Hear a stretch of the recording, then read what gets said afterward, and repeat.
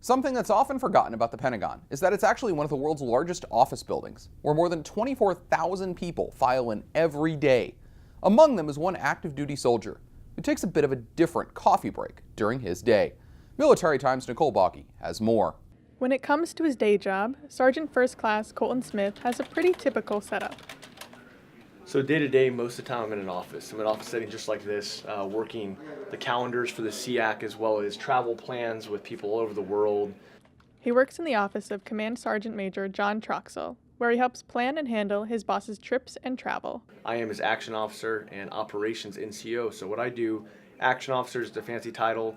Basically anything that comes down that's actionable, we need to work on, any trips, I'll prepare the trip, I'll execute the trip, and then I'll close that trip out. But twice a day, Smith descends into the catacombs of the Pentagon, where he does something a little more exuberant.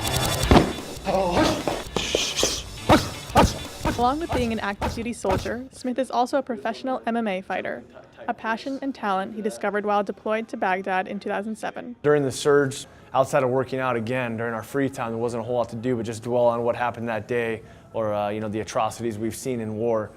So I went to the local market and I got some UFC DVDs, DVD 1 through like UFC 40 or something.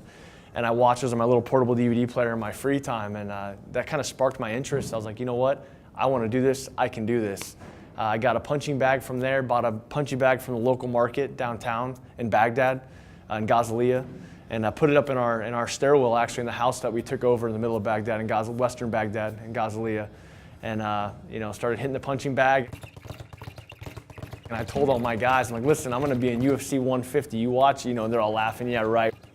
Well, turns out I was actually in UFC 160, so it wasn't too far off from the prophecy that I had.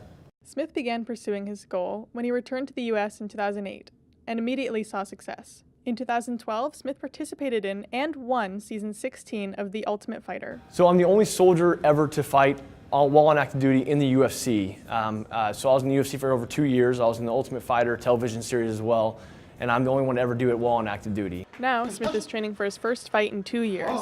He'll be facing off against Sean Brady in the Shogun fights for the welterweight title belt at the Seminole Hard Rock Hotel and Casino in Hollywood, Florida on March 17th.